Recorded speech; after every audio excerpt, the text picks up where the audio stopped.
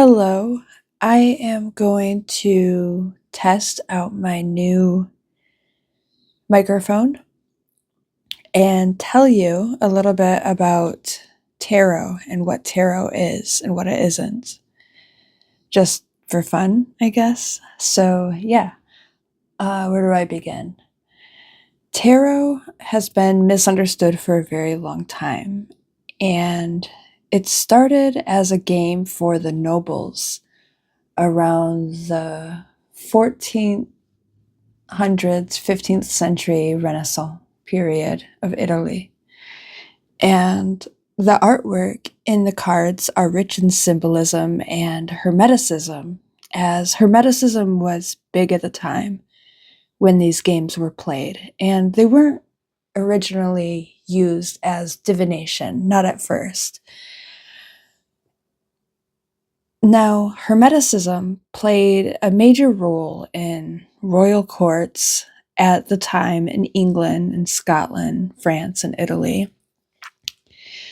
Philosophy and even the Enlightenment period was rich in Hermetic philosophy.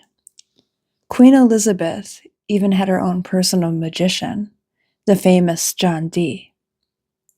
Hermeticism influenced philosophy and art, and even the Catholic Church and the King James Bible was influenced by Hermeticism or Renaissance magic. But tarot didn't actually become a tool for divination until the spiritualism movement at the turn of the century, or last century, if you will. And over the years has shaped into an industry of its own.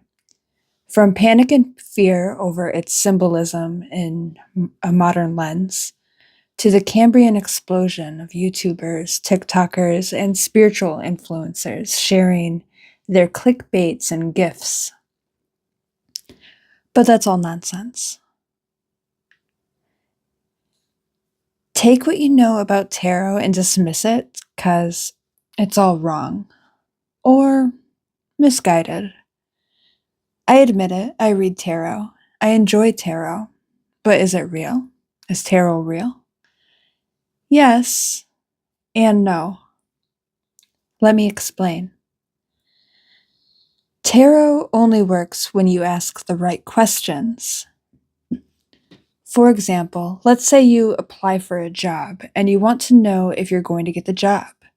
You ask, bro, am I going to get the job? Now, because tarot is not fortune telling, unlike popular belief, I wouldn't phrase the question like that.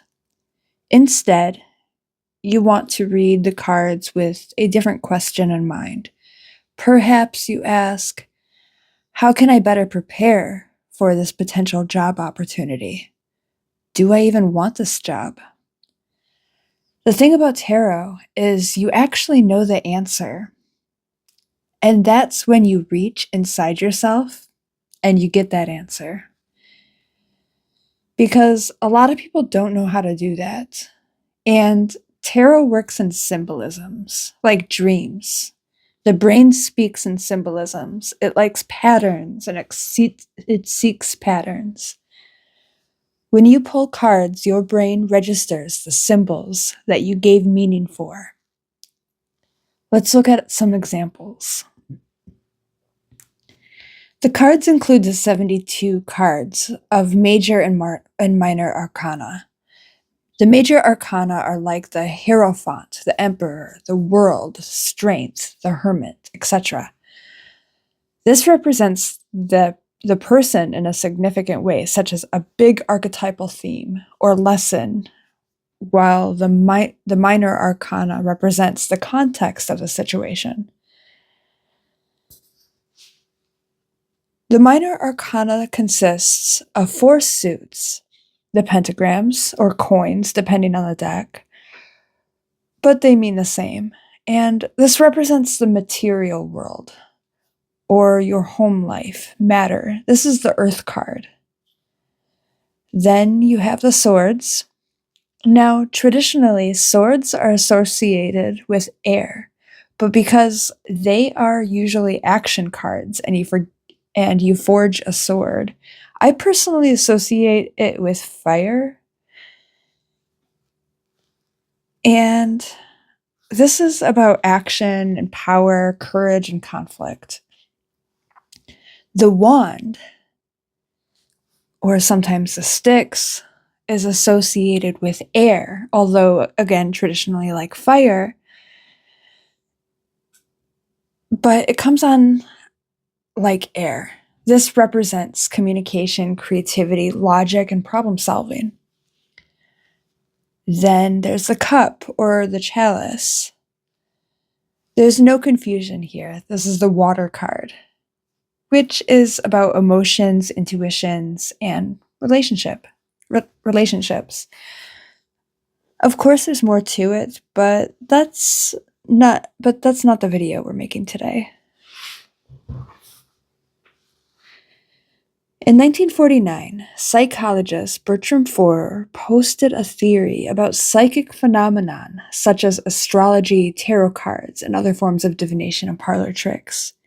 He called it a fallacy of personal validation. It's a common psychological phenomenon where people give high accuracy ratings to descriptions of their personality that are supposedly tailored specifically to them. And in 1956, the term was coined when psychologist Paul Meehl wrote an essay about this phenomenon, calling it the Barnum effect. Technically, tarot reading can be classified as a Barnum effect. And no, tarot readings will not accurately predict your future or tell you about your past life. Anyone who says otherwise is lying or misguided or lucky. But does that mean tarot readings are not valuable? Definitely not. In fact, the Barnum effect is actually an advantage. Remember when I said that when you do or receive a reading, you already know the answer? Well, that's the whole point, and that's why I love it. I don't mean to sound a little fluffy, but we all know the conscious mind and the subconscious mind. For a lot of people, the conscious and subconscious are like neighbors who never met. Tarot cards are the tea my conscious shares with my subconscious. So tarot reading is the loving act of sharing a cup of tea with myself. When you ask the cards, you're asking yourself. The cards are like the middleman or the focal point, if you will, that guides you to the answer you already know. You just don't know you know. It's the activator of your gut feeling. When you ask your guides, you are the guide. You aren't making predictions or sealing fates. You are simply advising your brain in the language it understands. Tarot readings is not the same as a horoscope, although both are considered part of the Barnum effect. It's a placebo effect, but it's poor to assume the placebo effect is bad. It's an illusion, sure, but illusions aren't meaningless because symbolism and archetypes have meaning. The mind has always used ritual, metaphor, and narrative to understand itself. Tarot is simply one of those tools, a mirror made of symbols. You aren't predicting the future. You're having a structured conversation with yourself. And sometimes that structure is what finally lets the answer surface.